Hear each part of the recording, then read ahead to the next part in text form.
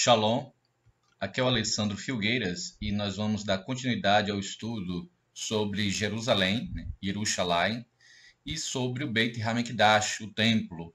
É a parte 4 do estudo e nós vamos hoje focar no assunto sobre a relação da Kehillah, da igreja, a partir ali do livro de Atos, e Jerusalém e o Beit HaMikdash.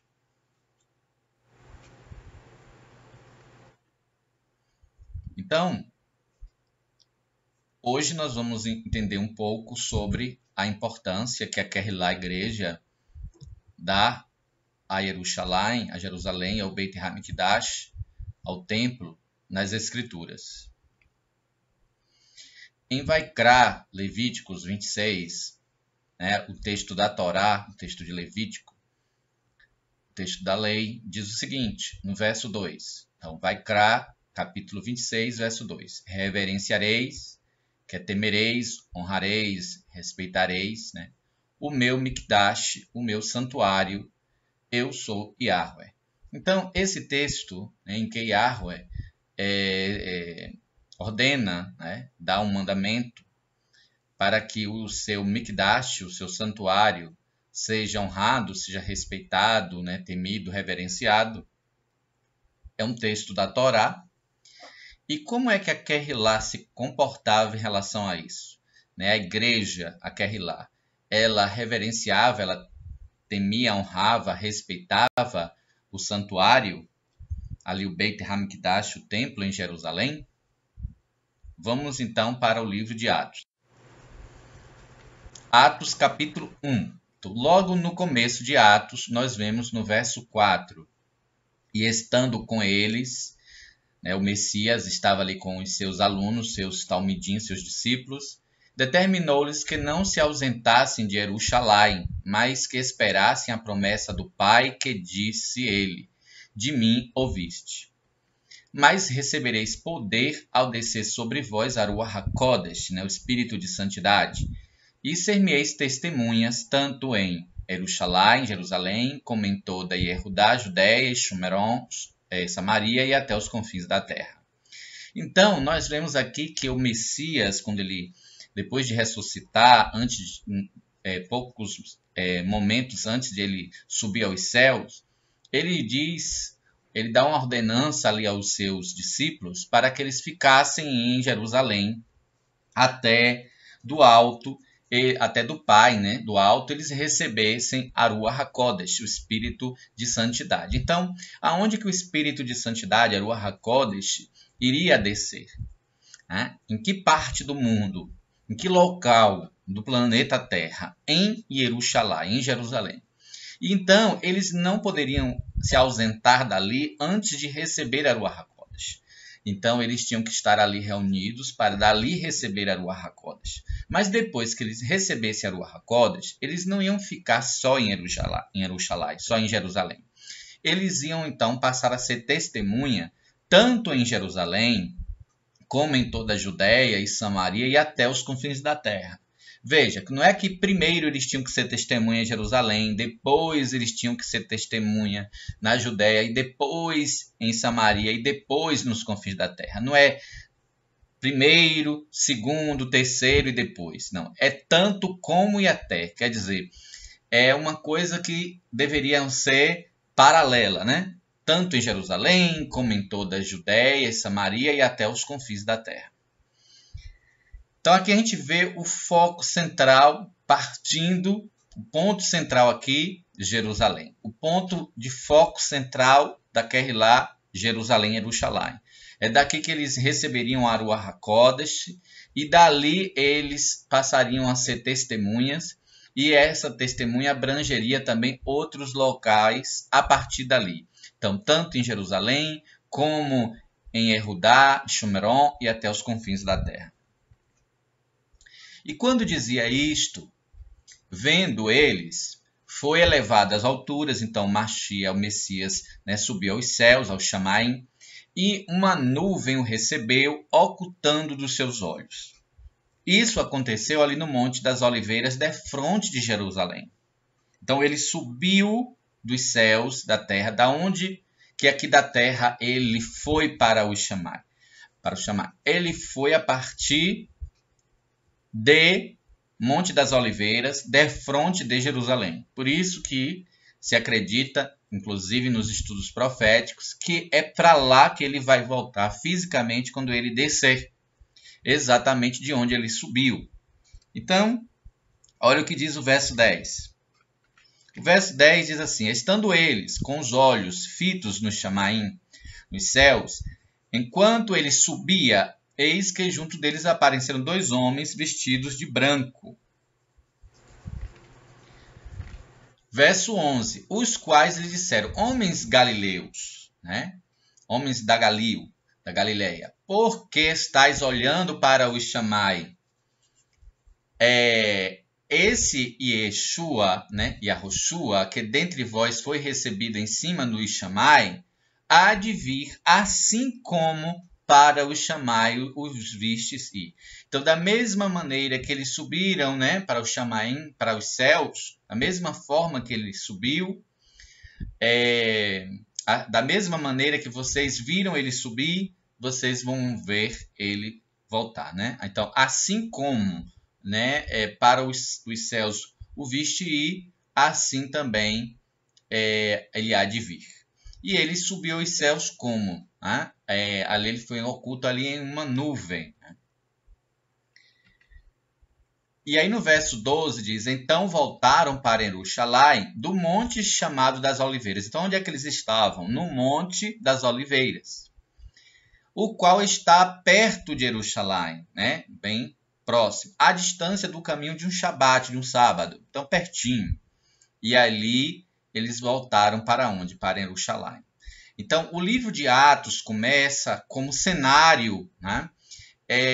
A região ali do Monte das Oliveiras, que é próximo a Jerusalém, mas tendo como foco Jerusalém. Vocês voltem para Jerusalém, vocês fiquem ali para receber do alto a promessa do Pai, para, né, receber poder, receber a Ruach HaKodesh, para ser testemunhas. Então, vemos aqui a importância de Jerusalém para Kehillah. Veja, o Messias já tinha ressuscitado, né?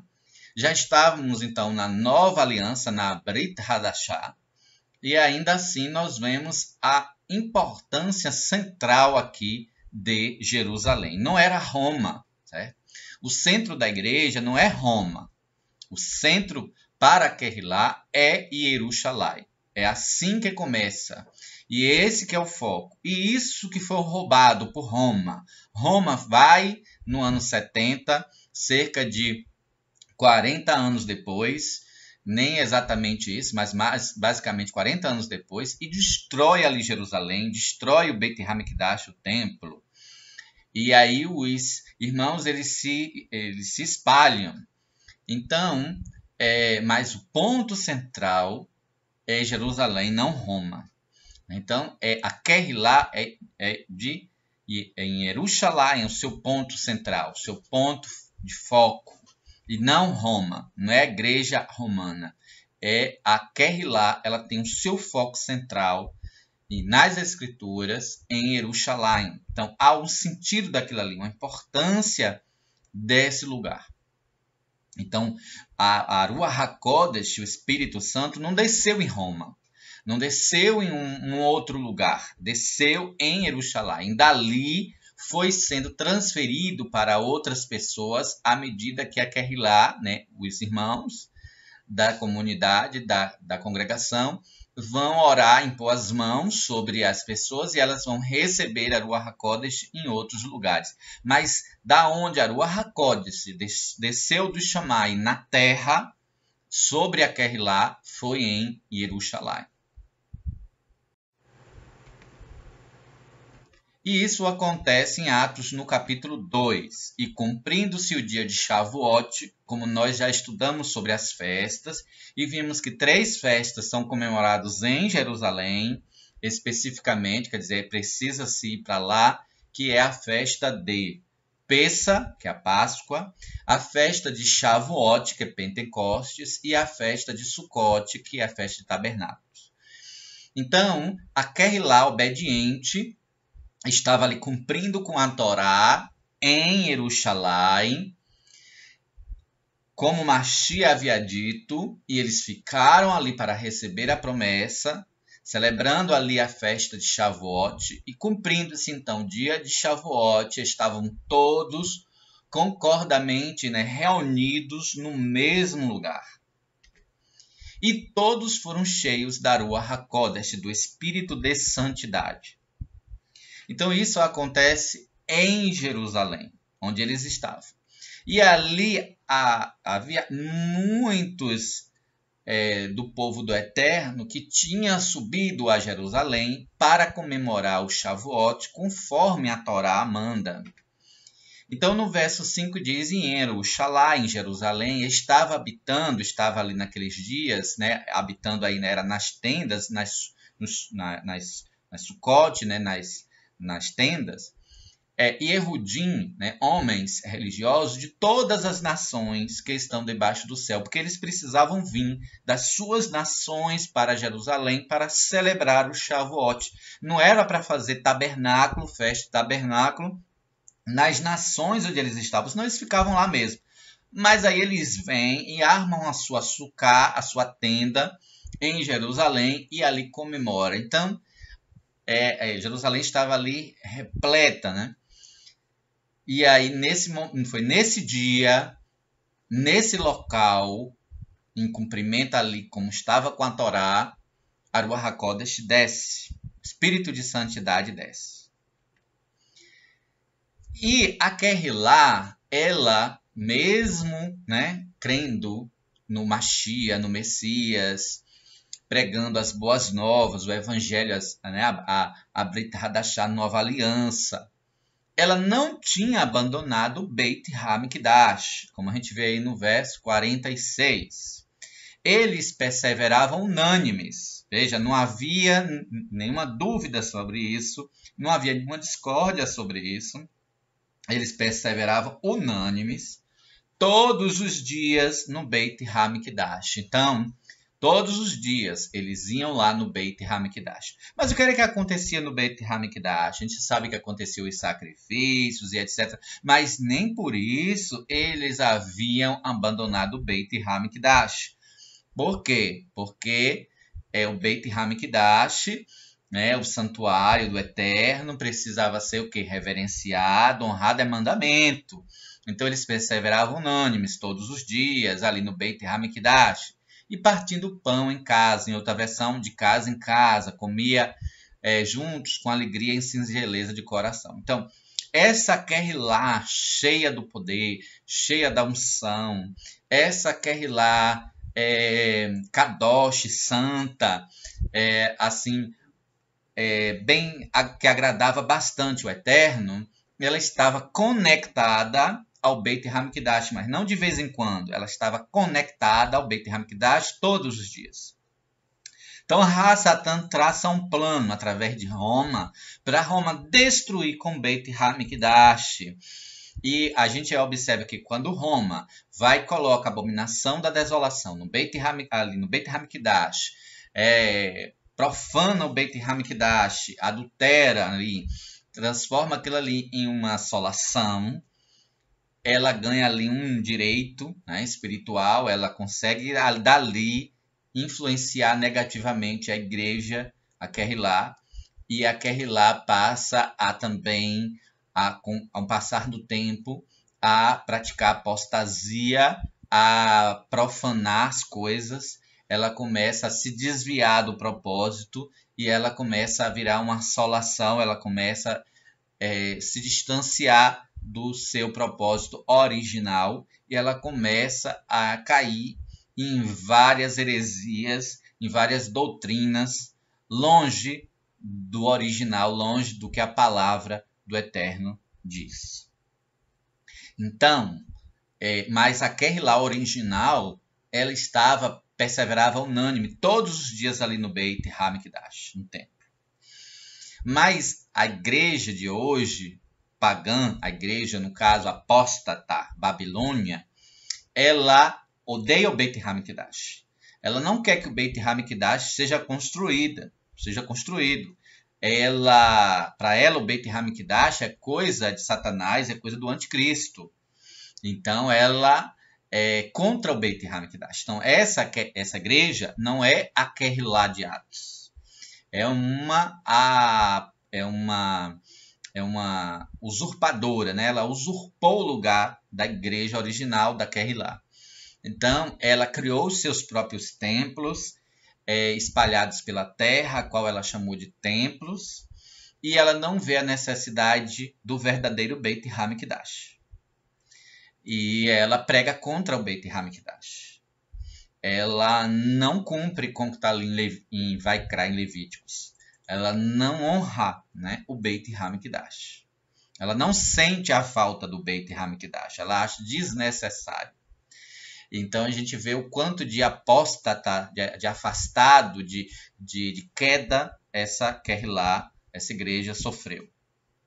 Daí, próximo, né, aos fins dos tempos, próximo, já na nossa geração, esse chamado de retorno da Kehillah para voltar os olhos para a assolação em que está o local do Beit HaMikdash, o templo, e clamar pela reconstrução do Beit HaMikdash, do templo, em Jerusalém. Em Atos 3, vamos ver como continua a Kehillah. Atos 3.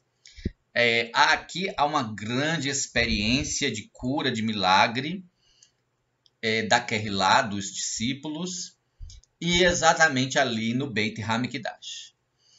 Kefa, Pedro e Yohanan, né, João, na verdade o verdadeiro nome é Kefa e Yohanan. Pedro e João são nomes em português, um nome, né, traduzidos, não são os nomes originais, não são os nomes verdadeiros. Então Kefa e Yohanan subiram juntos ao Beit HaMikdash, ao templo, à hora da oração, a nona. Então ali era um momento específico e aí eles iam lá para o Beit HaMikdash. Eles não tinham um templo da igreja cristã.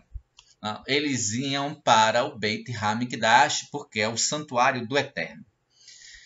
Não era para o gosto do homem, né? Aquilo ali foi para habitar o nome do Eterno.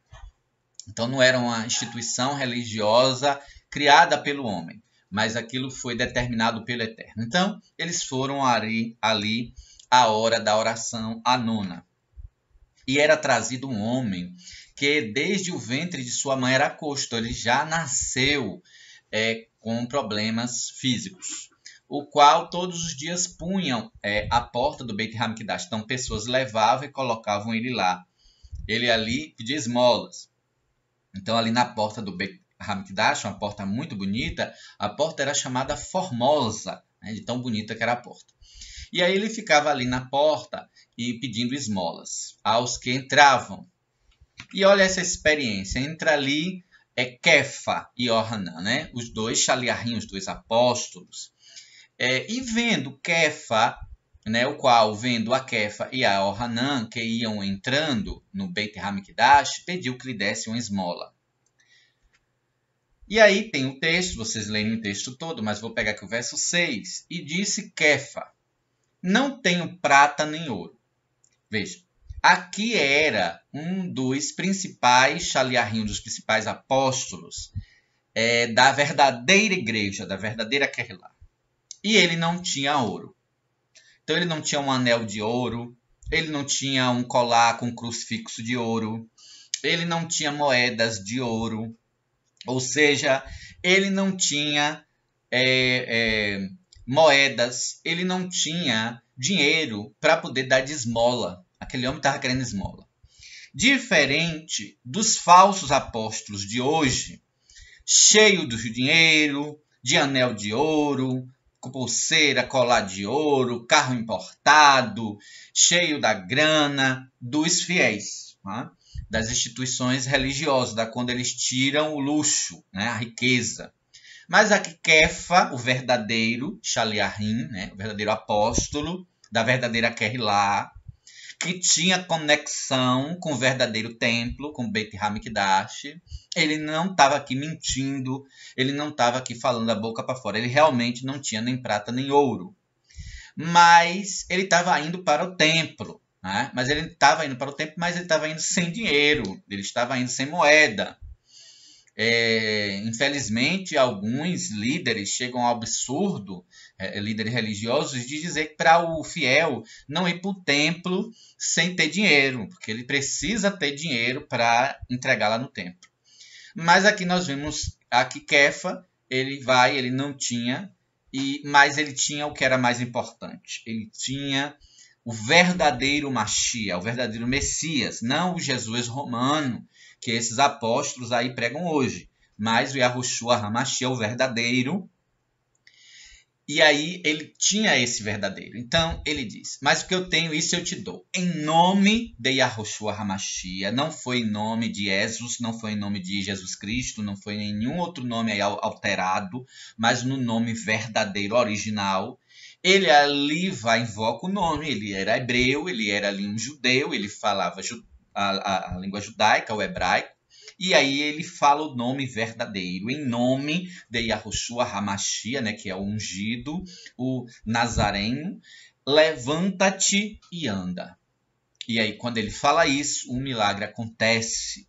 E aí há muito pano para manga nessa história, eles vão ser perseguidos por estarem anunciando um nome verdadeiro e vão ser proibidos de anunciarem o nome verdadeiro. Tá?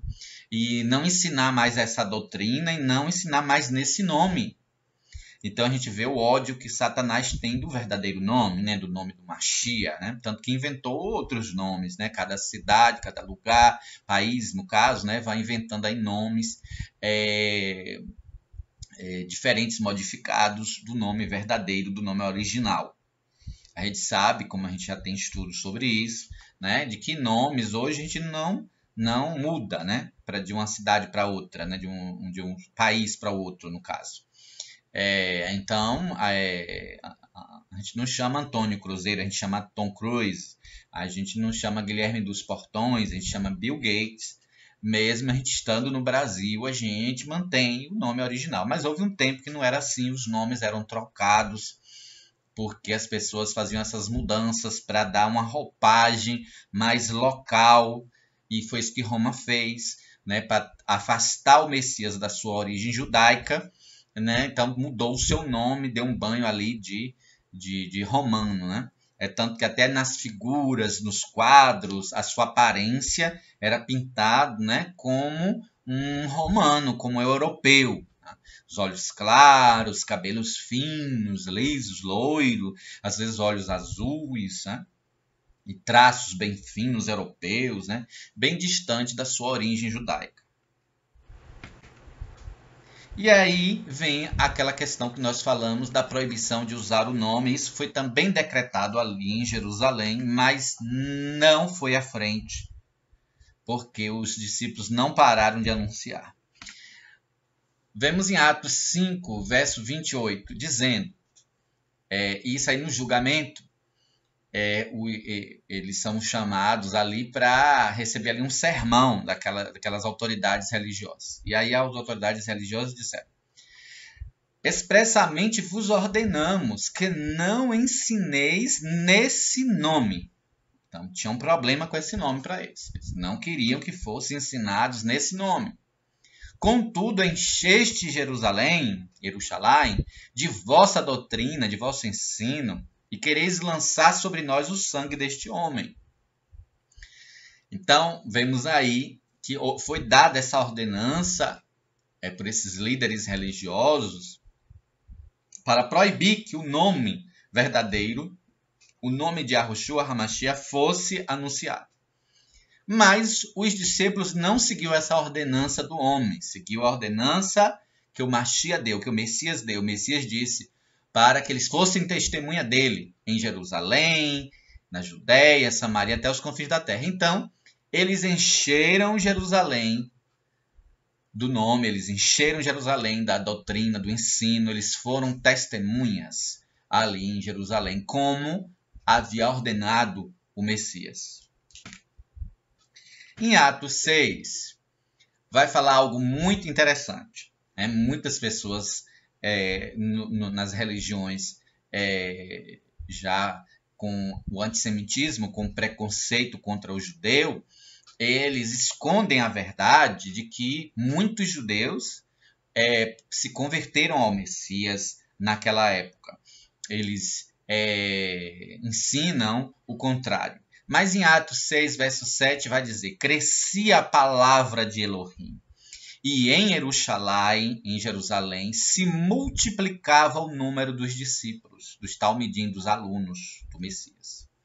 Também muitíssimos Kohanim, sacerdotes, obedeciam a emuná, a fé. Então aqui vemos Jerusalém cheio do nome do verdadeiro Mashiach, cheio da doutrina dos verdadeiros Shaliachim, dos verdadeiros apóstolos, da verdadeira Kehillah.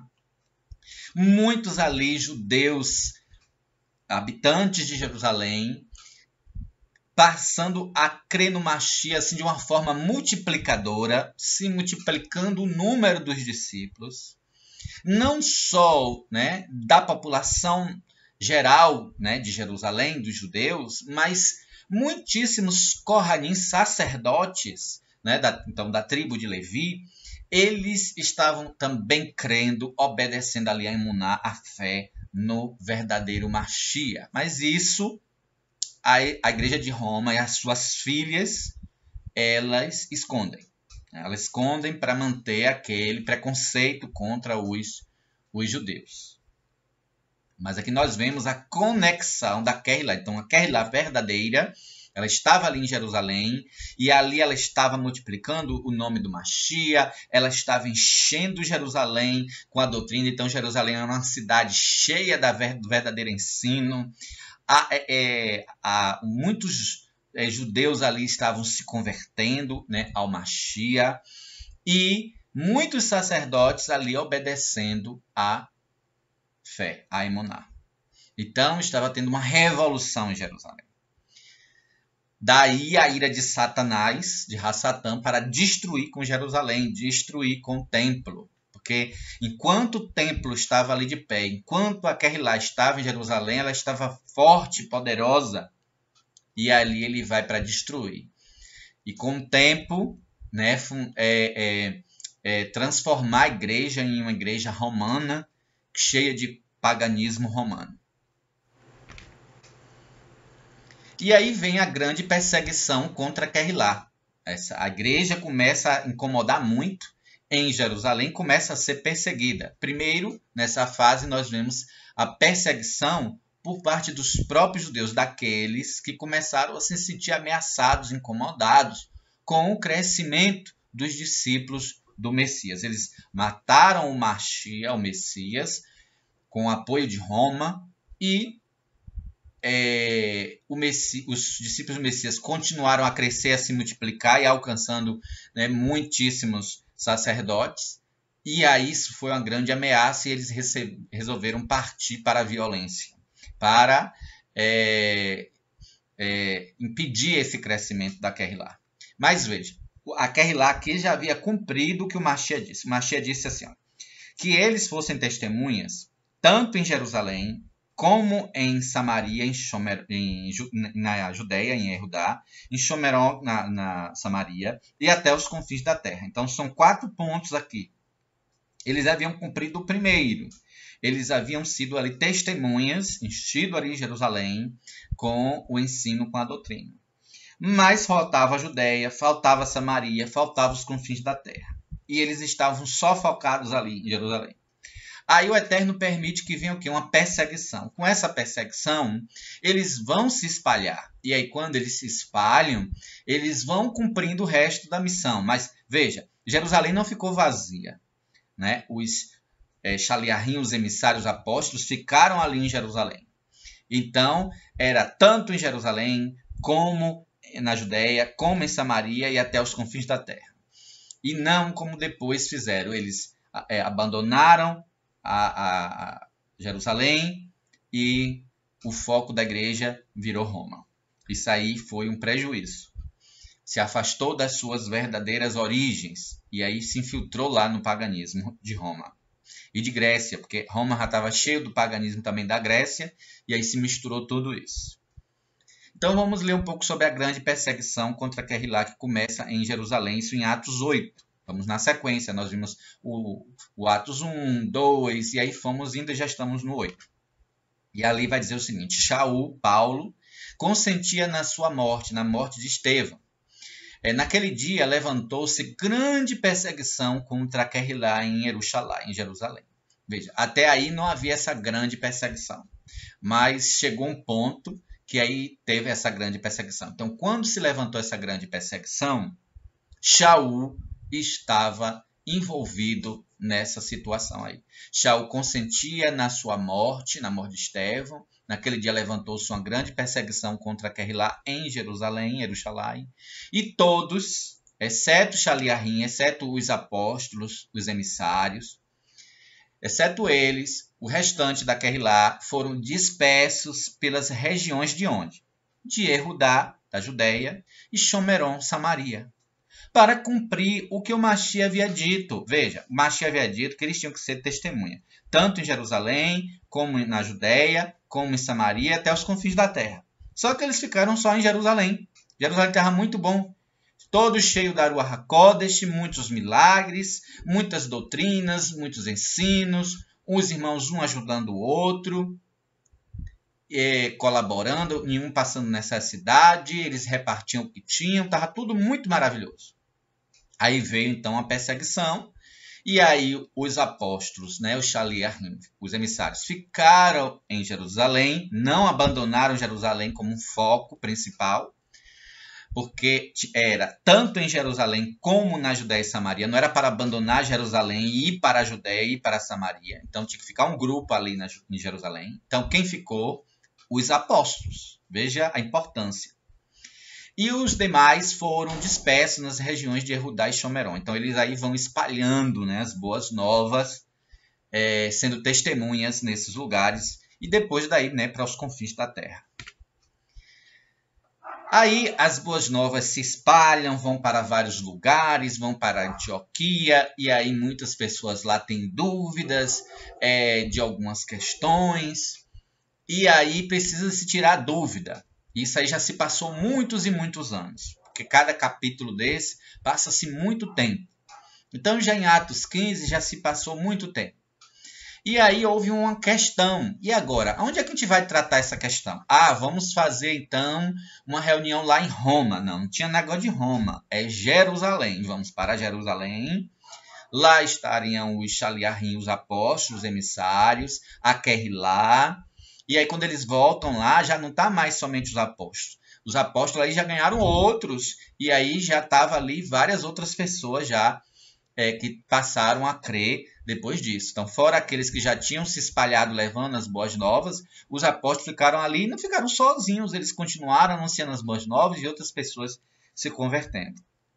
Então, em Atos 15, no verso 2, resolveu-se que Shaul, Paulo e Barnabé, e alguns dentre eles subissem a Jerusalém, aos Shaliahim, aos emissários, aos apóstolos, aos Aquenei, aos anciãos, para tratar sobre aquela questão. Então, tinha-se uma questão muito importante, precisava-se chegar em um entendimento, e aí precisava-se debater sobre esse tema, e aonde que eles iam se reunir? Em Jerusalém. Aí eles chamam isso aqui como sendo o primeiro concílio, mas a gente vê que a importância de Jerusalém na igreja original, na Querrilá. Então, aqui já tinha se passado anos e anos, e Jerusalém continuava sendo o centro. Eles foram para lá para tratar desse assunto. E aí depois de um tempo, quando Roma vai, destrói Jerusalém, queima o templo e faz bagaceira, miséria, e aí a gente começa a ver a queda da Querrilá, da igreja, com o passar do tempo no mundo.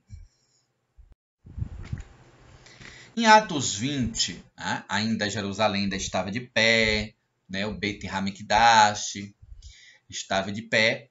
Shaul, o apóstolo Paulo, Shaul Hashalia, ele estava fortalecendo as congregações no estrangeiro. E aí diz no verso 16 de Atos 20, 16, porque Shaul já havia determinado não aportar em Éfeso. Ele não ia parar em Éfeso.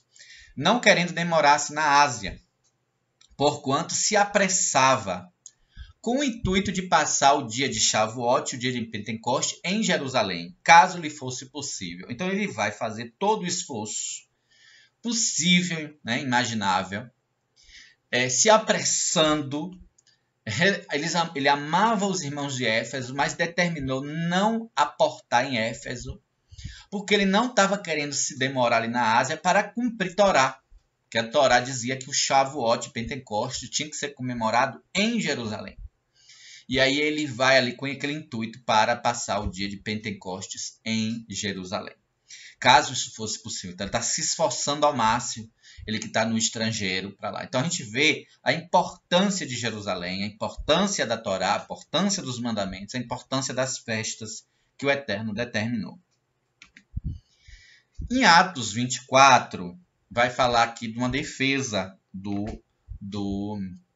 Shaul. Shaul havia sido preso, Shaul tinha ido em Jerusalém levar uns donativos para ajudar os irmãos. Ele estava um tempo ali em Jerusalém. Quando ele estava ali em Jerusalém, ele foi preso. Ele estava fazendo ali o voto de Nazireu. Ele já havia preparado, né, as coisas todas do voto, inclusive os sacrifícios de animais, que faz parte do voto. Para quem quiser conhecer mais sobre o voto de Nazireu, você tem que ler na Torá sobre o voto de Nazireu, que era necessário, tinha despesas com isso, e nessas despesas tinha ali também os sacrifícios de animais. Ele já havia participar de tudo isso, porque ele sabia que o fato do Messias ter morrido por nós foi para a nossa remissão dos nossos pecados, mas em nada abalava os sacrifícios de votos, os sacrifícios de paz, os sacrifícios agradáveis ao Eterno, continuava acontecendo no Beit Hamikdash, e cumprindo a Torá, os irmãos continuavam indo e continuavam participando de tudo isso, porque aqueles sacrifícios, eles faziam lembrar do Mashiach, como no passado, antes do Mashiach vir, os sacrifícios apontavam para o Messias que viria, e agora, quando eles viam aquilo acontecer, eles lembravam do Messias que tinham vindo. Então, não havia conflito, não havia problema nenhum na cabeça dos discípulos com relação a essa questão dos sacrifícios. Eles sabiam que aqueles sacrifícios de animais não eram os que purificavam eles, mas eram figuras que apontavam para o Messias. Mas é claro que Roma, né, odeia o Beit Hamikdash, odeia tudo que o Eterno mandou, quis destruir aquilo ali e colocou o ódio no coração, né, dos irmãos, para que os irmãos detestassem e abominassem o que o Eterno mandou fazer. Mas em Atos 24, Shaul estava preso e ali houve uma acusação, né, um julgamento, em que foi para aquela reunião o Kohen Hagadol, o sumo sacerdote, que era Ananias. O sumo sacerdote levou alguns dos líderes dos Yehudim, alguns dos judeus, levou também um advogado, porque era um julgamento com a autoridade de Roma, né, que era o governador Félix. Então ele levou o advogado Tértulo, para ali fazer acusações contra Shaul, contra Paulo, perante o governador Félix. Então nós vamos ler um pouco sobre isso. Então em Atos 24, no verso 5, vai falar desse assunto. Então aí começa ali o advogado representando, né, aquela parte acusadora, né, que era o sumo sacerdote e aqueles líderes judaicos. Vai aqui falar o seguinte contra Paulo, contra Shaul. Verificamos que este homem é um perturbador, que promove tumultos entre os judeus, entre os Yehudim, pelo mundo todo. Ele é o principal cabeça, ou seja, o Roshi, principal cabeça da seita dos Nazaritim, nos nazarenos. Então, nos Nazaritim, nazarenos, que era como os judeus que não criam no Messias, acabavam chamando, né, os seguidores, aos nazarenos. Mas os servos do Messias se chamavam do caminho. Eles se chamavam que eles eram do caminho. mas os judeus apelidaram ele de seita dos nazarenos. E aí ele vai colocar ali Shaul como o principal, né, cabeça, o host da seita dos Nazaritim. E olha o que é que ele vai acusar. Verso 6. E tentou até mesmo profanar o Beit HaMikdash. Nós lemos em Vaikra, em Levítico, que é um mandamento do Eterno, que o Beit HaMikdash, na verdade, ele chama o santuário, né, o Mishkan, que o santuário seja reverenciado, honrado, respeitado. Então não pode ser profanado. Então eles acusam Shaul de quebrar aquele mandamento de Vaikra. E nós estamos vendo que a Torá, que a Kehilá, a igreja verdadeira, original, ela cumpria com esse mandamento de honrar o Beit HaMikdash. Ela não passou a desonrar o Beit HaMikdash. Mas aqui eles acusam Shaul de profanar o Beit HaMikdash. Então, aqui a maior acusação contra Shaul foi de ele profanar o Beit HaMikdash. Então, prendemos e quisemos julgá-lo segundo a nossa Torá, a nossa lei. Porque lá na Torá está dito, né, que o templo, na verdade lá está dizendo um santuário, o santuário tem que ser reverenciado. Ele profanou. Então, isso foi a acusação que ele trouxe. Nós sabemos que é mentira. E Shaul vai dizer que é mentira. Que ele não profanou Beit HaMikdash. Então, no verso 10, Shaul então vai fazer a sua defesa. Quando o governador fez sinal para Shaul, Paulo, falar, ele respondeu: porque sei que já vai para muitos anos que desta nação és juiz, falando com Félix. Contanto, melhor ânimo. Então, contanto melhor ânimo, respondo por mim. Aí ele agora vai responder. Ele vai dizer o seguinte: pois bem, pode saber que não há mais de 12 dias que subi a Jerusalém, a Jerusalém, para adorar. Então veja, Shaul, Paulo era o apóstolo da Kehilá, da igreja, mas ele sabia da importância de Jerusalém. Tanto sabia que ele se abalou para ir para Jerusalém adorar. Então, o fato de estarmos no Novo Testamento, na Brit Hadashah, já depois do Messias morrer, ressuscitar e subir aos céus, ao Shammai, Jerusalém não perdeu a sua importância de local para adoração, de subir a Jerusalém para adorar. Ou seja, ainda há uma conexão, ainda há uma importância, uma honra nessa questão. Shaul continua no verso 12. E não me acharam no Beit HaMikdash debatendo com alguém, nem amotinando o povo nas sinagogas, nem na cidade. Então ele está dizendo, olha, eu honrei o Beit HaMikdash, não profanei Beit HaMikdash. Então, ele vai se defender e mostrar o valor e a importância que ele dava para o Beit HaMikdash. E ele usou isso em sua defesa. Ele foi acusado com relação ao Beit HaMikdash e ele vai mostrar que não. Mas muitas pessoas que se dizem crer nos ensinos de Paulo odeiam o Beit HaMikdash templo. Mas Paulo não. O verdadeiro não. Shaul não. Verso 13. Nem tampouco podem provar as coisas de que agora me acusam. No verso 14, ele fala uma coisa muito importante. Mas confesso-te isto que sirvo a Elohim de nossos pais. Ou seja, sirvo o Elohim dos judeus. O fato de eu crer no Messias não mudou o Elohim que eu sirvo. Eu continuo servindo ao Elohim de nossos pais. De Abraão, de Isaac, de Jacó, o do povo judeu. Agora ele não é de uma outra religião. Ele agora está trilhando um caminho. Ele diz, conforme aquele Derek, caminho que chamam seita. Assim crendo tudo quanto está escrito na Torá e nos profetas. Na lei, na Torá e nos Neviim, nos profetas. Então veja, o fato de ele abraçar o Messias, ele não abandonou a lei e ele não abandonou os profetas.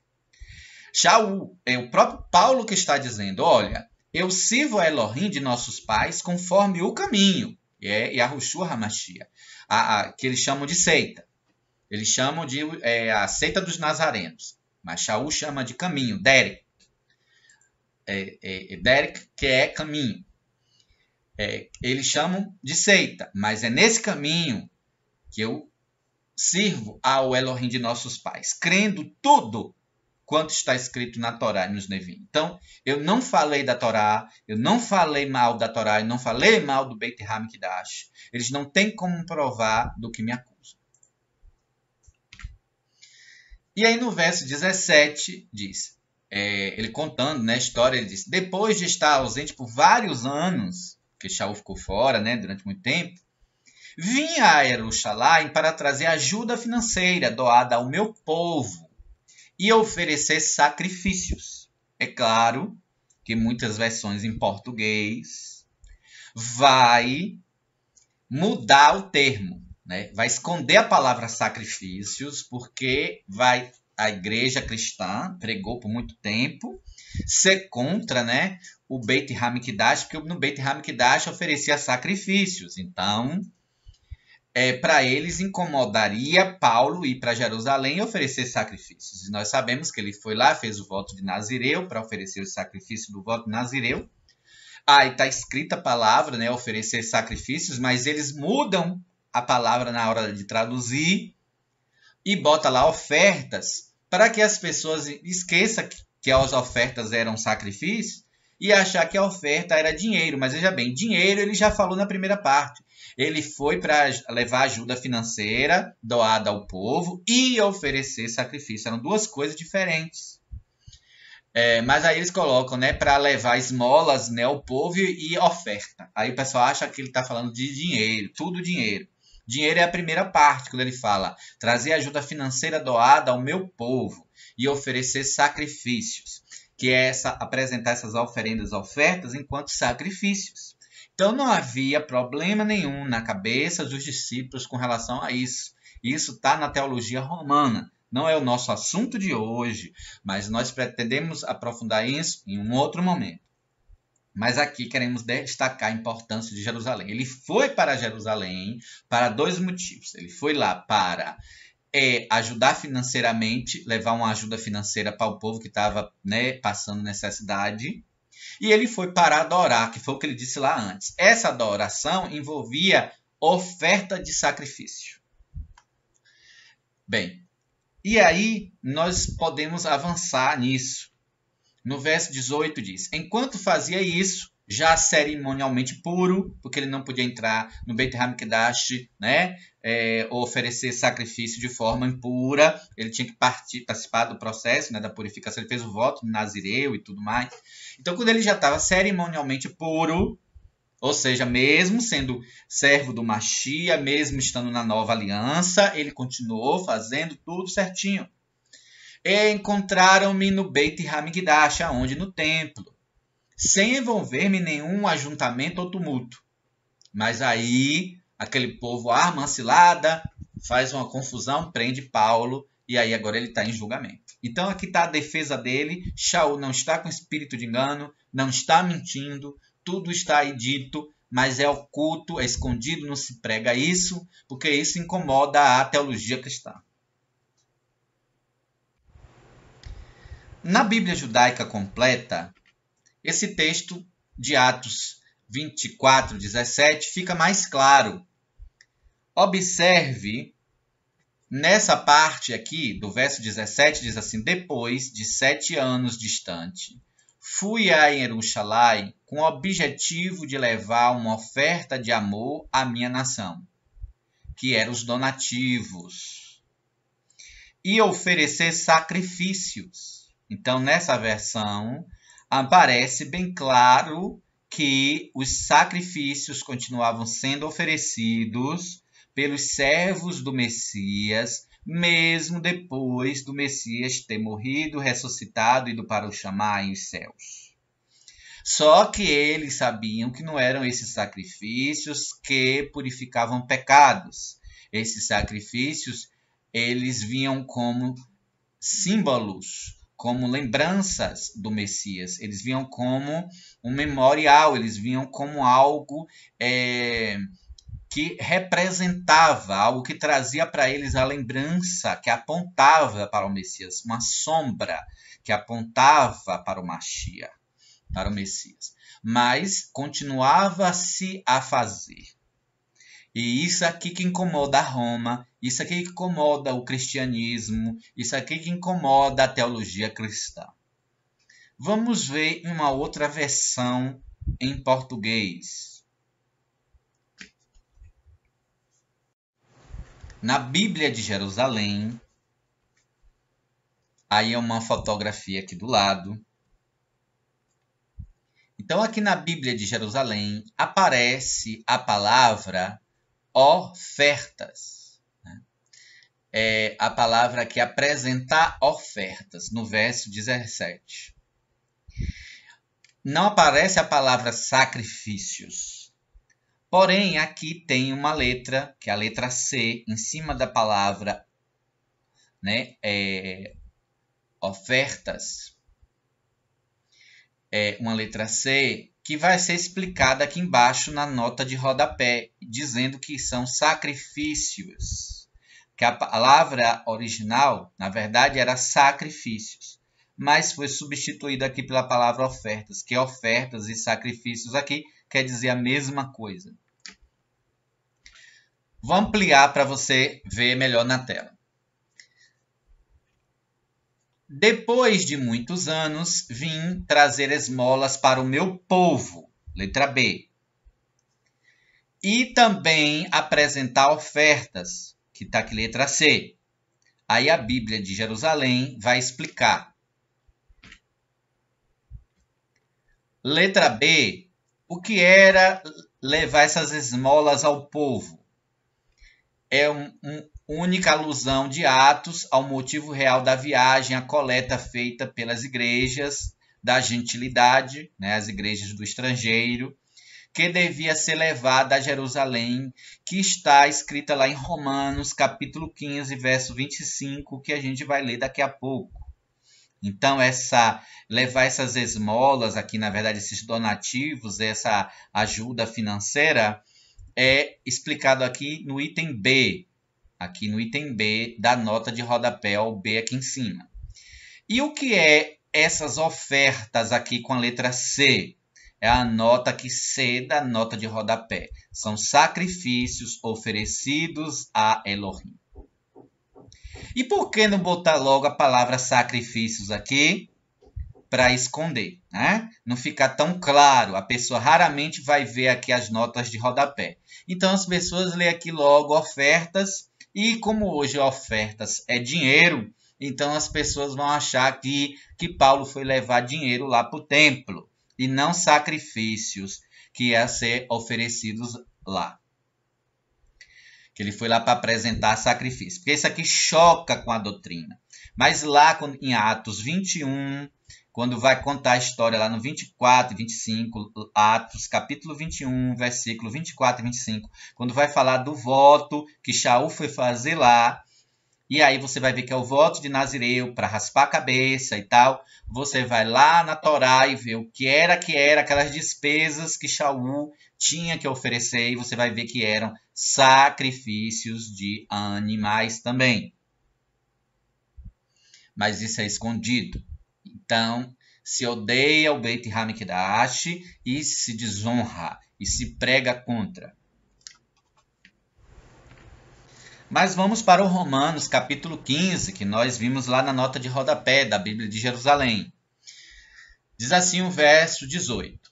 Porque não ousarei falar de coisa alguma, senão daquilo que o Mashiach, por meio de mim, tem falado para a obediência da parte dos estrangeiros, dos goim, dos gentios, por palavras e por obras, pelo poder de sinais e prodígios, no poder da Ruach HaKodesh, de modo que, desde Jerusalém e aos arredores até a Ilíria, tenho divulgado as boas notícias do Mashiach. Veja, Paulo fez o que o Messias disse. O Messias disse o seguinte para os discípulos: ficai em Jerusalém, Jerusalém, até do alto receber poder. Sereis testemunhas minhas, tanto em Jerusalém, como na Judéia, Samaria, até os confins da terra. Aí Paulo está dizendo, olha, eu comecei também assim, desde Jerusalém e arredores, que era a Judéia e Samaria, até a Ilíria, né? Já vai aí aos confins da terra, quer dizer, a parte mais distantes que Paulo consegue ir pregando as boas novas, o mais distante que ele pôde ir. Ele estava divulgando as boas notícias do Mashiach. Mas ele começa onde? Onde é o foco, ponto de partida, Jerusalém. E aí no verso 25 ele diz, mas agora eu vou a Jerusalém. Ou seja, ele partiu de lá pregando as boas novas e agora ele vai voltar para lá. Agora vou a Jerusalém a serviço dos santos, dos Kohanim. Porque pareceu bem a Macedônia e a Caia levar um donativo fraternal, uma doação financeira, para os pobres, dentre os Kadoshim, os santos, que estão em Jerusalém. Veja, o fato de ser servo do Eterno e estar em santidade não quer dizer que a pessoa não vá passar por questão de pobreza, como a teologia da prosperidade prega, que se ele for santo, que se ele for ali servo do Eterno, ele não vai passar dificuldade, ele não vai passar pobreza. Mas ali a Querrilá, em Jerusalém, que eram de pessoas kadoshim, santas, elas estavam passando por pobreza, elas estavam passando por um momento de calamidade difícil, estavam precisando de esmolas, elas estavam precisando de um donativo, de um socorro fraternal. E aí Shaul vai fazer esse recolhimento, recolher esses donativos e levar lá para Jerusalém. E ele aproveitou também para fazer isso e para ir adorar, para ir oferecer sacrifícios ao Eterno.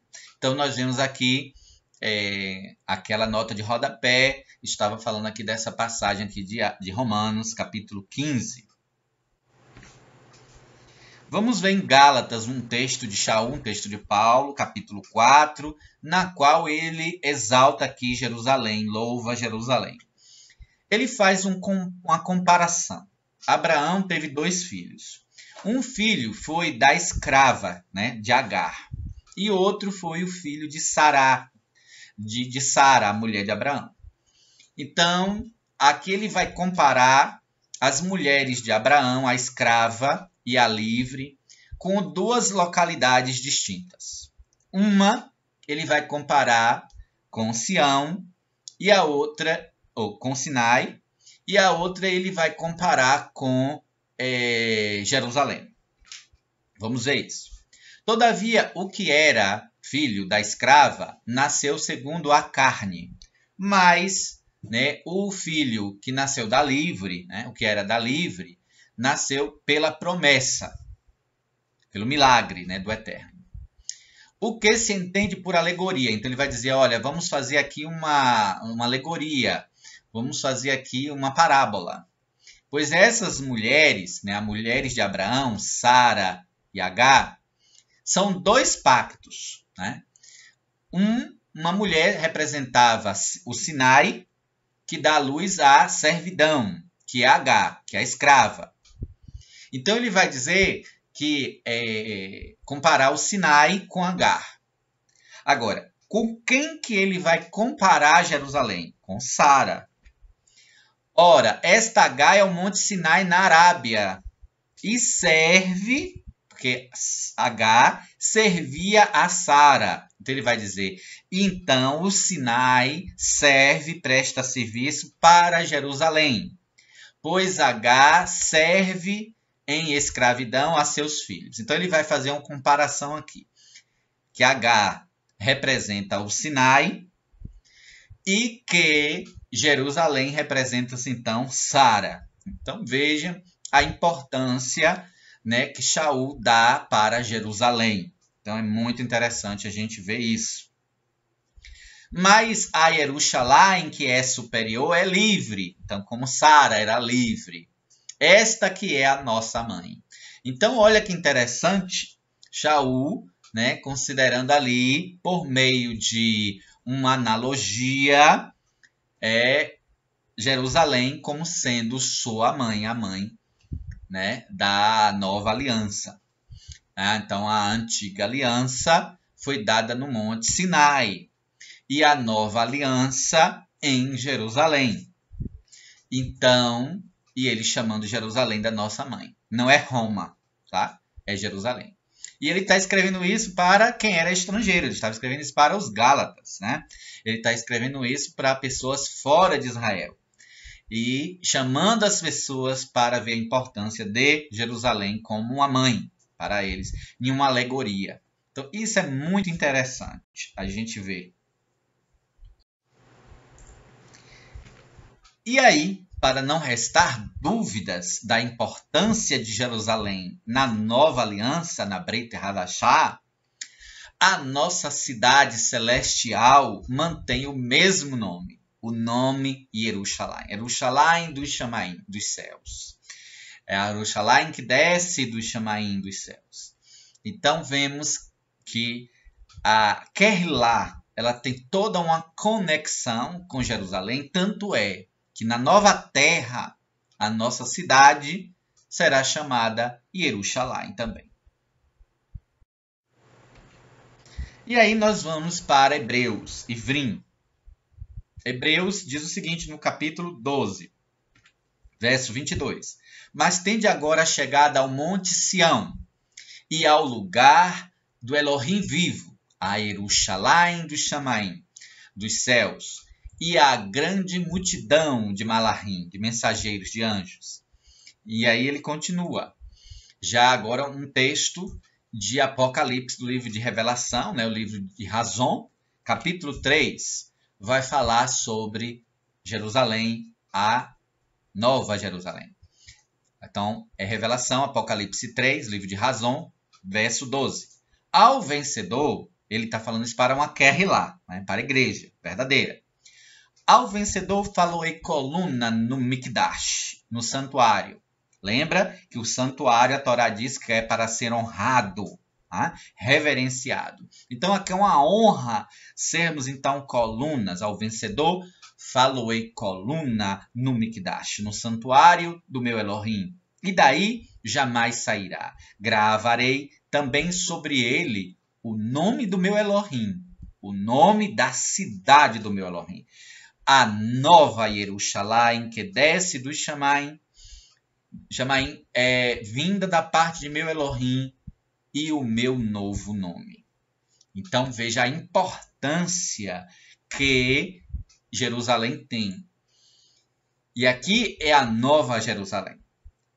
Então ela está conectada. Então vejam a importância da Jerusalém física, porque ela aponta para uma Jerusalém espiritual. No livro de Razon, Apocalipse, capítulo 21, verso 2, vai falar então sobre a nova Jerusalém. E diz assim, e vi a cidade Kadosh, né, a cidade santa, olha o título da cidade, Kadosh. E Jerusalém Hadashah, né, a Jerusalém nova, a Jerusalém renovada, Hadashah. A gente não fala a Brit Hadashah, que é a aliança renovada, a aliança nova. Então, a Jerusalém Hadashah é a Jerusalém renovada, a Jerusalém nova, a nova Jerusalém. Que descia do Shamaim, da parte de Elohim, adornada como esposa decorada, né? Adornada para o seu esposo. E ouvi uma grande voz que vinha do Shamaim, que dizia, eis aqui o Mishkan, o tabernáculo de Elohim com os homens. Então veja, o tabernáculo de Elohim com os homens estava ali, era a própria cidade agora, não era mais o templo. Pois com eles habitará, e eles serão o seu povo, e o mesmo Elohim estará com eles, e será o seu Elohim. Então Elohim ali vai habitar com o seu povo. Então ali é a habitação, o Mikdash, o Mishkan, né? O Mishkan. Verso 10. E me transportou em Ruach, em espírito, até uma grande e elevada montanha, e me mostrou a cidade Kadosh, Jerusalém, que descia do Shammai da parte de Elohim. Então, veja, o livro de Revelação termina exaltando Jerusalém, mas a Jerusalém celestial, da qual a da terra é uma figura. Então, nós não podemos desprezar essa figura, porque ela aponta para essa celestial. O verso 22, nela eu não vi Beit Hamikdash. Então, a nova Jerusalém que desce, ela não tem dentro dela um Beit Hamikdash, porque ela em si é o tabernáculo. Eis aqui o Mishkan, tabernáculo de Elohim com os homens. A habitação de Elohim com os homens vai ser a cidade como um todo. Então, na Nova Jerusalém, não vai haver Beit Hamikdash. Por quê? O seu Beit Hamikdash é Yahweh El Shaddai e o Cordeiro. Então, não vai ter mais um local para ali habitar o nome do Eterno. Por quê? Porque o próprio Eterno com o Cordeiro vai estar habitando ali fisicamente. Enquanto isso não acontece, o Beit Hamikdash tem a sua importância.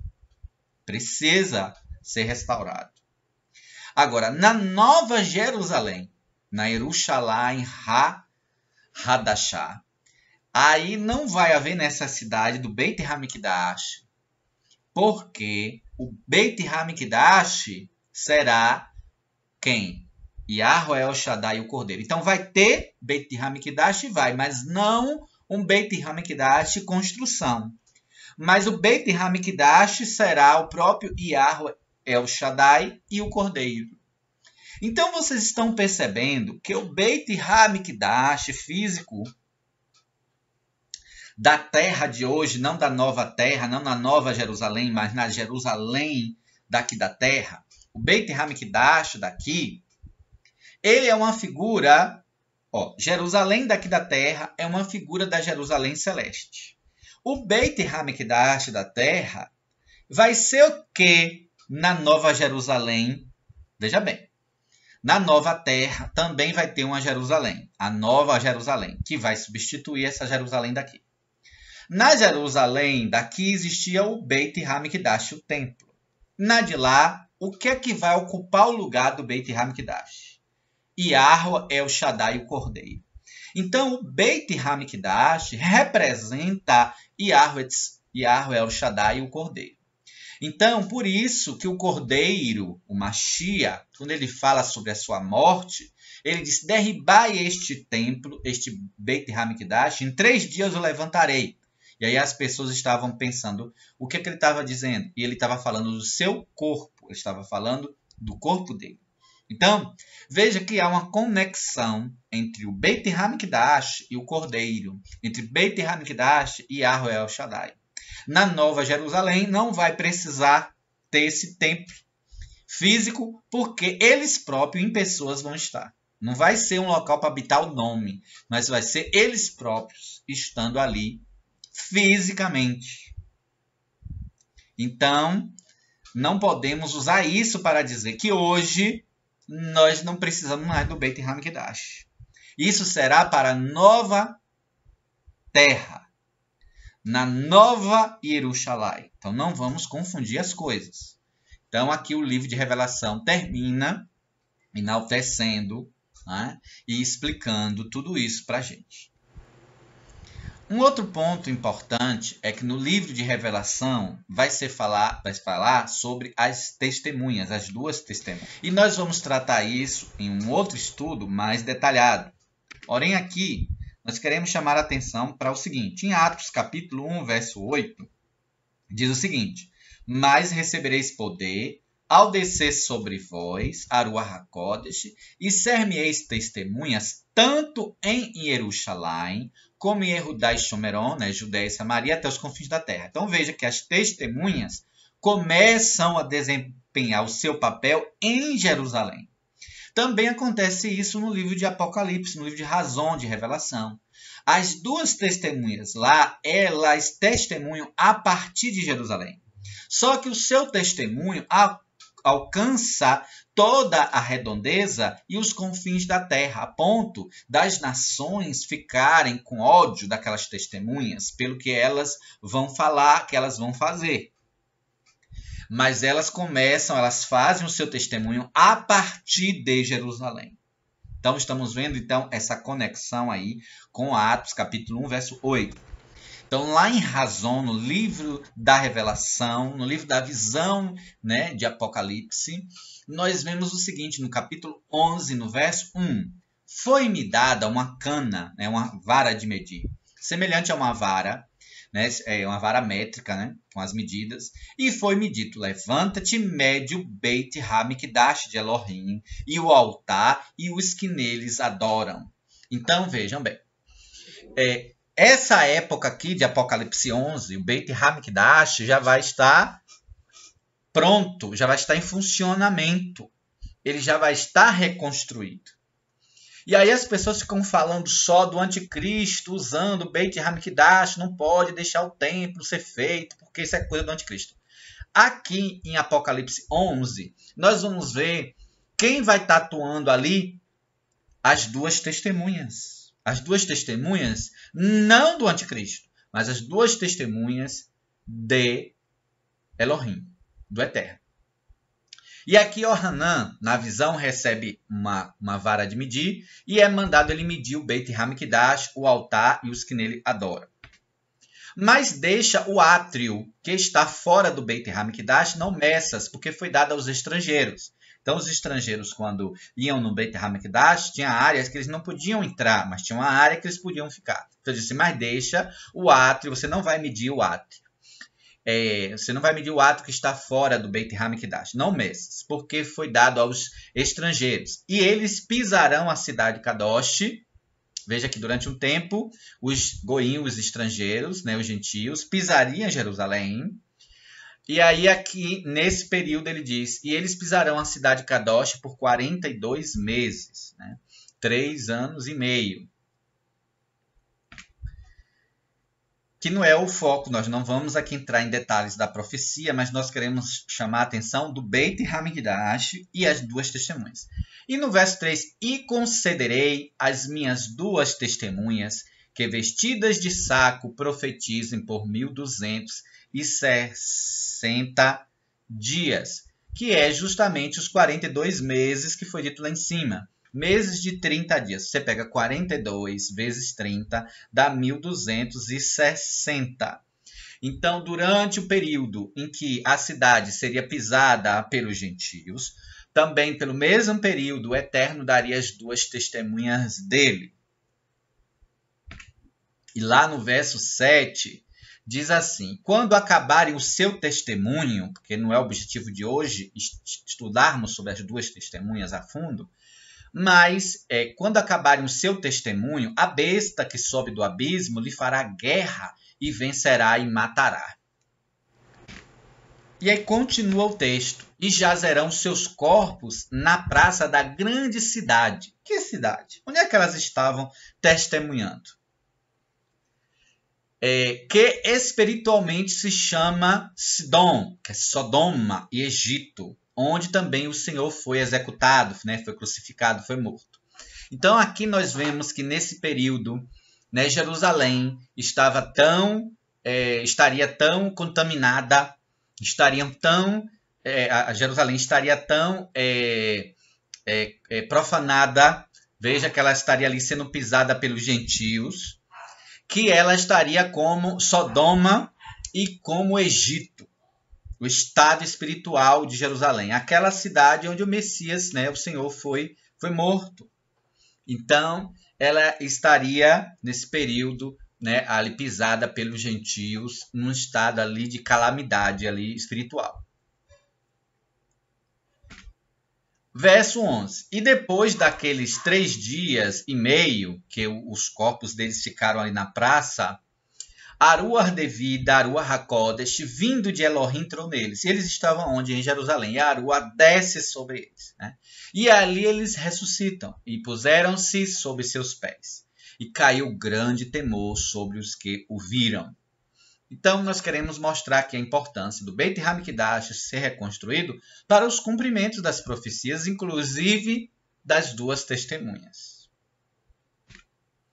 Verso 12. E ouviram uma grande voz do Chamai dos céus que dizia, subi para cá. E subiram ao Chamai aos céus em uma nuvem. E os seus inimigos os viram. Olha que tremendo, né? O que acontecerá, né, num futuro que a gente espera que não seja tão distante, né?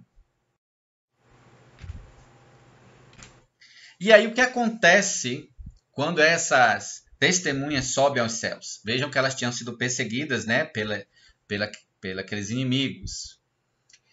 E aí no verso 3 diz, 13, naquela hora houve um grande terremoto e caiu a 10ª parte da cidade. E no terremoto foram mortos 7.000 homens. Vocês sabem que Jerusalém estavam sendo pisadas ali pelos gentios, né? E os demais ficaram atemorizados e exaltaram a Elohim dos Shammai. É passado o segundo ai, eis que cedo vem o terceiro. E aí, na sequência, né, abriu-se o Beit Hamikdash que está nos céus. Veja, existe um Beit Hamikdash na terra e existe o Beit Hamikdash nos céus. Há uma conexão. O fato de estarmos na nova aliança não anulou o Beit Hamikdash que está nos céus. Então, o da terra, que é a figura, precisa ser restaurado, essa conexão. Abriu-se o Beit Hamikdash que está nos Shammai, nos céus, e foi vista a arca da sua aliança no Beit Hamikdash, ou seja, a verdadeira arca da aliança, que nunca esteve na terra, a verdadeira, ela sempre esteve nesse Beit Hamikdash nos céus. Moisés, Moshe, construiu uma réplica aqui na terra, que foi a arca que ele usou, a arca da aliança aqui na terra. Figura dessa verdadeira, porque ele viu o verdadeiro e fez o da terra, o tabernáculo, baseado, inspirado no modelo que o Eterno mostrou. O Eterno mostrou o verdadeiro e ele fez aqui uma miniatura, né? Uma coisa inspirada, né, no original. Então, essa arca que está aí não é a arca daqui da terra que sumiu. Tá? A arca daqui da terra é da terra. Essa arca da aliança é do original. Então, vista a arca da aliança no Beit Hamikdash, houve relâmpagos, vozes, trovões, terremotos e grande saraivada. Então, vemos como o livro de revelação, como as boas novas, como as escrituras, honra o Beit Hamikdash. Então o Eterno mandou que o Mishkan, né, o santuário, daqui na terra fosse reverenciado, fosse dado a ele honra, a importância, respeito, porque ele representa, esse Beit Hamikdash aqui da terra, representa o original que está nos céus.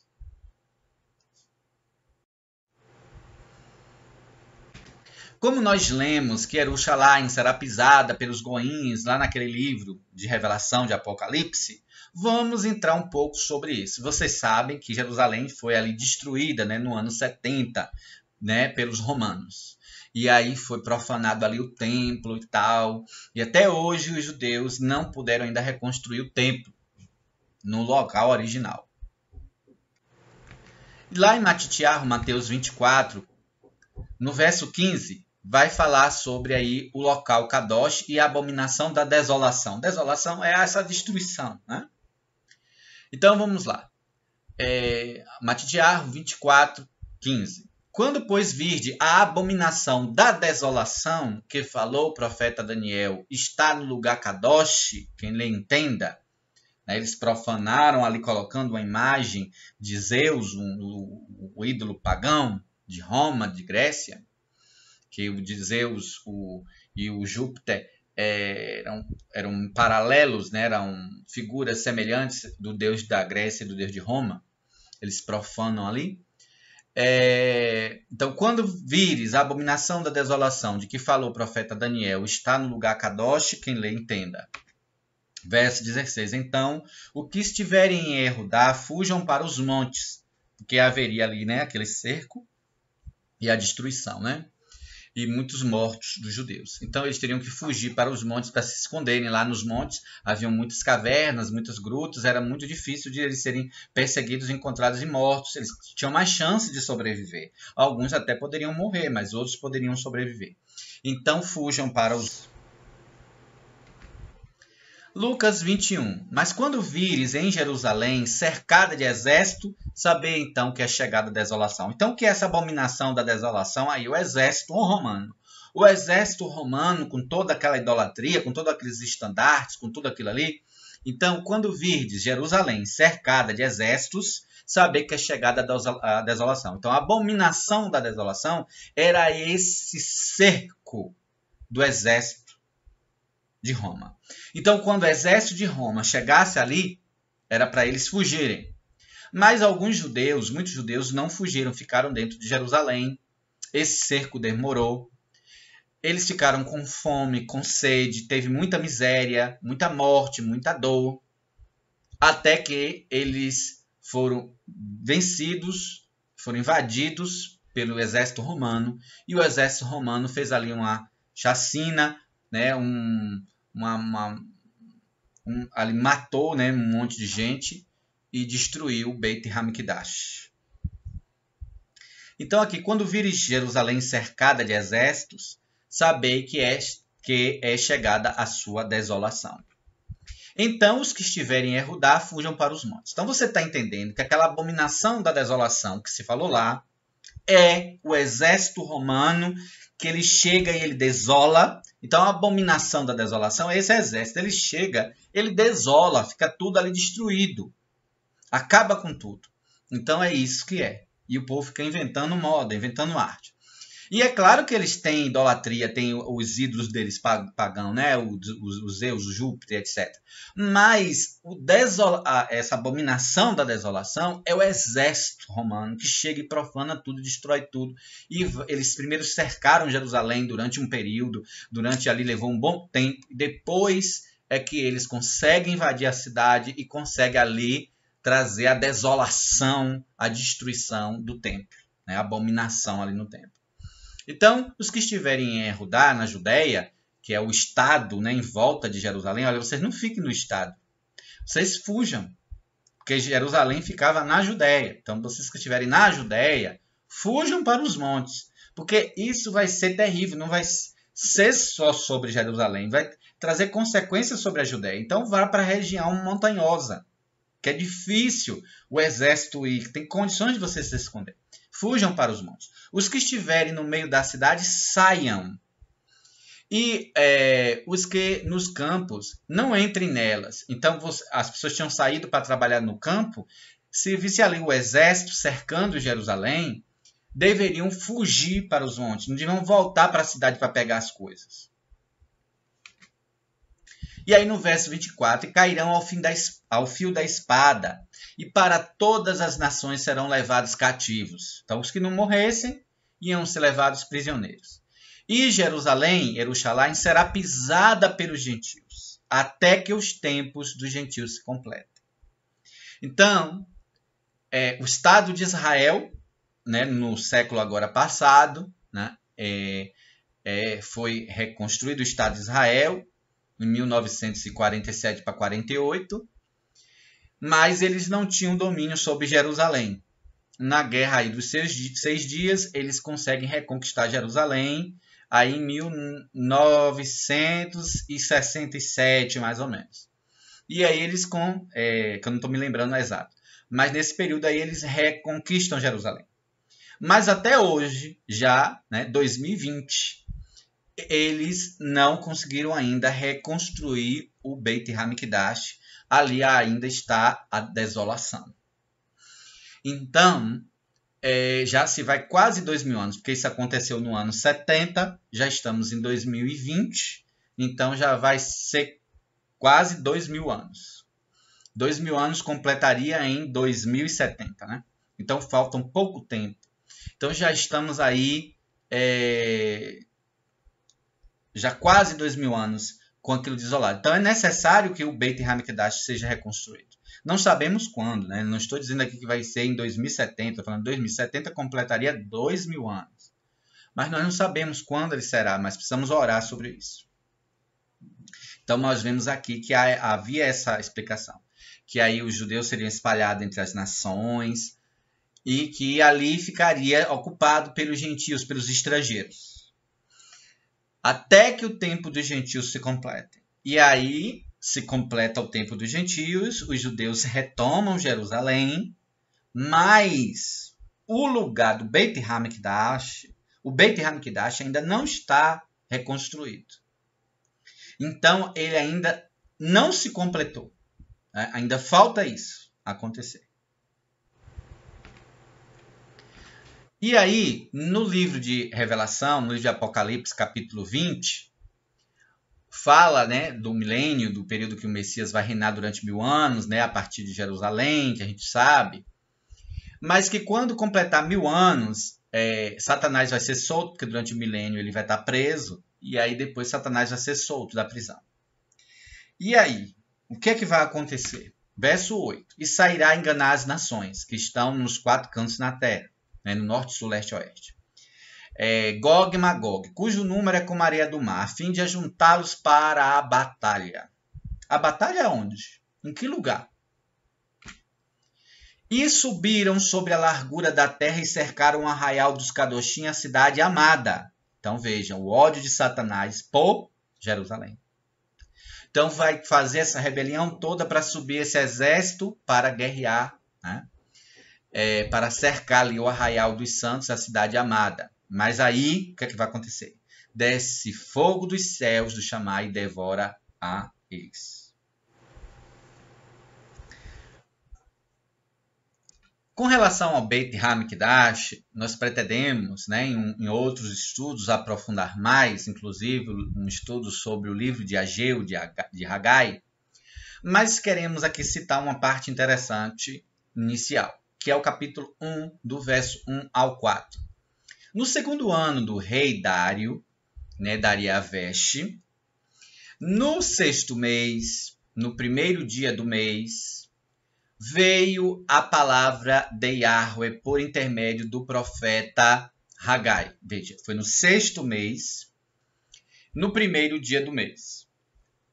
A palavra veio para o profeta Haggai, Ageu. E, na verdade, a palavra veio através de Ageu para alguém, para Zorobabel, e para outra pessoa, para Yahushua, que era Josué. Então a palavra veio para Zorobabel, ben Shaltiel, que era filho de Saltiel, e ele era governador de Judá. Então aqui nós temos uma pessoa que era o governador de Israel, governador de Judá, que era Zorobabel. A palavra profética era para ele, e a palavra profética era para o Kohen Gadol, para o sumo sacerdote, que se chamava Yahushua, que se chamava Josué, né? No Yahushua ben Yahotsadok, filho de Josadak, que era o Kohen Gadol, o sumo sacerdote. Então, essa palavra profética de Haggai de Ageu é para o governador e para o Kohen Gadol. Então, vejam aqui, era para o governador e para o Kohen Gadol. Eles eram aqui as duas testemunhas. Um do poder político, que era o governador, e outro do espiritual, que era o Kohen Gadol, era o sumo sacerdote. A palavra vem. E a palavra veio para eles para chamá-los para que eles, que era o tempo, que já estava passando do tempo, já tinha passado o tempo, de eles reconstruírem o templo, o Beit HaMikdash. Eles estavam cuidando de restaurar as coisas da cidade, as pessoas estavam cuidando de fazer as suas casas boas, mas o Beit HaMikdash estava lá desolado e precisava ser reconstruído. E aí a palavra profética de Haggai, do Eterno através de Haggai de Ageu, era para eles dois, para Zorobabel e para Yahushua, para o governador e para o sumo sacerdote. Vamos ver um pouco sobre isso. Assim fala Yahweh Tsavaot, dizendo, este povo diz, não veio ainda o tempo em que o Beit de Yahweh seja edificado. Então, para esse povo, eles estavam consolados, eles estavam na deles, dizendo que ainda não era tempo de reconstruir o Beit HaMikdash, e não precisava, não estava no momento. Só que eles estavam enganados. E aí a palavra que vem era que já era para eles terem feito. E aí, por eles não terem feito, eles estavam sofrendo danos na economia. Porque eles não tinham feito. Então já tinha passado o tempo, já era para ter feito.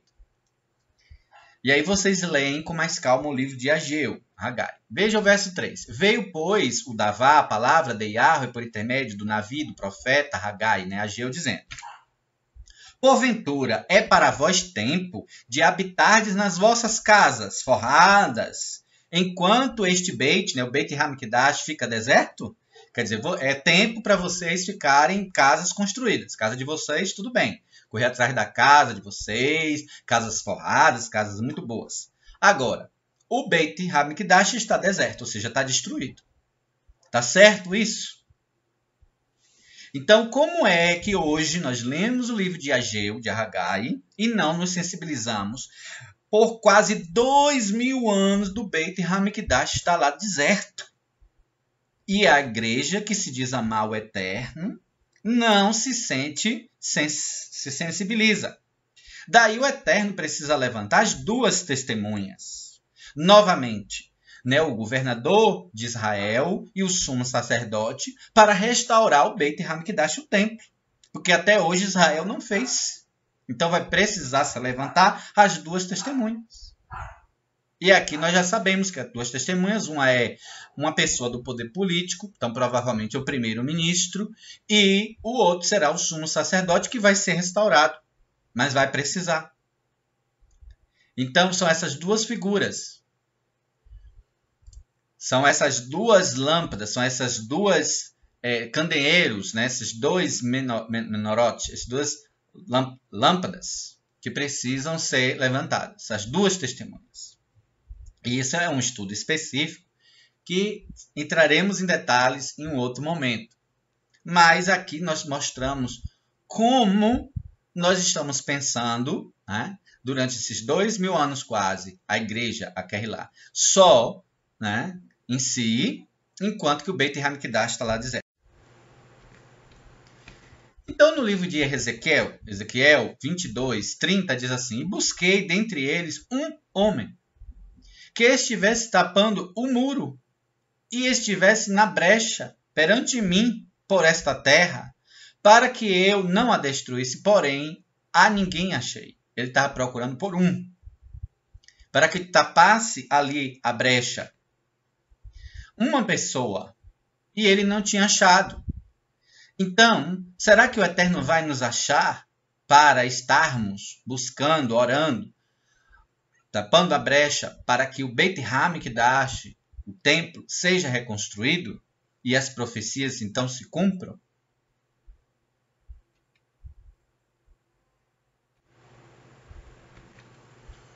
Lemos muito sobre Neemias, mas uma lição a gente aprende aqui em Neemias 4, Nehemiá.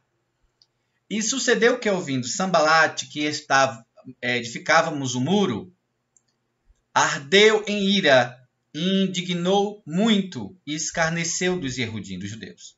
Então, se a gente vai edificar o muro, se a gente vai tapar o muro, tapar a brecha, Sambalate vai se levantar, vai se indignar e vai trazer escarnecimento. Então, isso vai incomodar o reino espiritual contrário. Porém, edificamos o muro, e todo o muro se fechou até a sua metade, porque o coração do povo se inclinava a trabalhar. Então, nós temos que nos inclinar nessa missão. E sucedeu que, ouvindo Sambalate e Tobias e os árabes, os amonitas e os asdoditas, que tanto ia crescendo a reparação dos muros de Jerusalém, que já as brechas se começavam a tapar, olha aí as brechas sendo tapadas. O Senhor encontrou pessoas aqui nesse caso para tapar as brechas. E nós, né? Então, se nós estivermos nesse trabalho, vai vir iras sobremodo sobre estes povos. Então, a gente sabe que para Israel reconstruir o Beit Hamikdash, vai se levantar muita ira sobre os povos árabes, né? Sobre Tobias e Sambalate. Então, é uma tarefa difícil, mas é necessária. Então, precisamos orar bastante sobre isso. E uniu-se entre si. Então, esses inimigos aí de Neemias se unem para parar a obra, para guerrear contra Jerusalém. Então, ninguém pense que reconstruir o Beit Hamikdash será fácil. Aqui a gente vê esse exemplo que eles se uniram entre si para virem guerrear contra Jerusalém. Olha o ódio, né? Contra Jerusalém. e para os desviar do seu intento. Então também os seres espirituais do inimigo não querem que nós oremos para que Jerusalém seja restaurada espiritualmente e o Beit HaMikdash seja reconstruído. Então tem levantes, mas nós temos que crer no livramento do Eterno. Porém, nós oramos ao nosso Elohim e pusemos uma guarda contra eles. Então, muita oração, muita intercessão. De dia e de noite, por causa deles. Então, aqui, Neemiá, ele não subestima o inimigo. Não deixa para lá. Não, ele vai orar. Ele vai pôr guarda. Ele vai guerrear espiritualmente. Ele vai partir para oração, para intercessão. Mas ele não vai ficar só orando. Ele vai também pôr a mão na massa. Verso 17. Os que edificavam o muro, que colocavam a mão na massa, os que traziam as cargas, as pedras, e os que carregavam, cada um com uma das mãos fazia a obra e na outra tinha as armas, tinha as espadas. Então eles estavam fazendo aquilo ali, mas eles estavam o quê? Preparados, armados. Então nós sabemos também que Jerusalém, Israel, precisa se armar para isso. Porque a sua força bélica, esse exército, vai intimidar esse ataque dos inimigos. Mas não basta ter a questão bélica, arma, para Israel. É necessário ter a oração. A oração. E nós precisamos estar nos cobrindo com essa oração. Para nos proteger contra essa guerra do inimigo, também espiritual.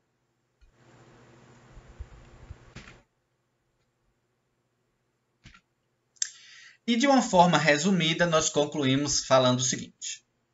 Sobre essa questão de Jerusalém e a figura do Messias e a sua relação, Messias e Jerusalém.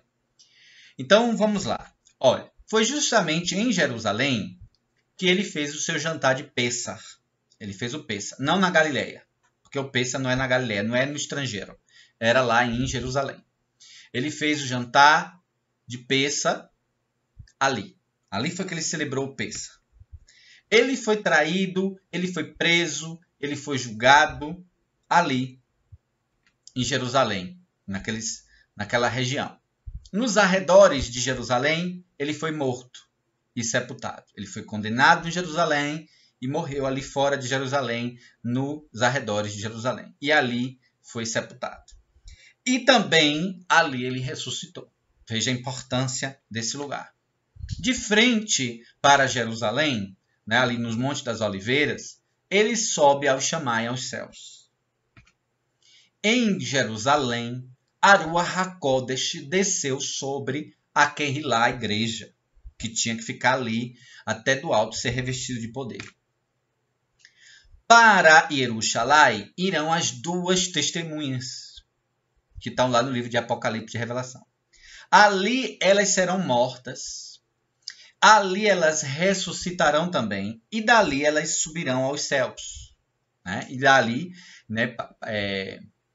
e é justamente para Jerusalém que Yahushua HaMashiach vai voltar. Ele vai descer ali sobre os Montes das Oliveiras, que vai romper, que vai ter ali o grande terremoto. E de Jerusalém, ali a partir de Jerusalém, ele vai reinar o Mashiach, o Messias, durante 1000 anos. Depois, a gente sabe que Satanás vai subir contra Jerusalém para guerrear a guerra de Gog e Magog. E vai ser destruído. E aí essa terra vai passar e vai haver uma nova terra. E aí vai haver o quê? A nova terra e a nova cidade que vai descer do Chamaim dos céus sobre a nova terra será a cidade de Jerusalém, a nova Jerusalém que desce dos céus. Então, com isso, nós concluímos esse estudo sobre Jerusalém, sobre a importância de Jerusalém, do Beit HaMikdash, essas conexões. E hoje nós focamos muito na Kehilá, de Atos e de Apocalipse, livro de Revelação, para trazer assim esse entendimento mais claro, com bastante textos nas Escrituras. Porém, esse estudo não para aqui. Nós vamos continuar no próximo estudo. No próximo estudo, que nós vamos trazer sobre um outro tema, vai também dar continuidade e aprofundar muitas coisas do que começamos a trazer aqui, mas que precisam ser aprofundadas. Então, não percam o próximo estudo nosso que virá. Então, continua no estudo O Tempo do Fim, um Novo Começo. Então, nesse próximo estudo, você vai conhecer muita coisa sobre o tempo do fim e o novo começo. Shalom. Obrigado.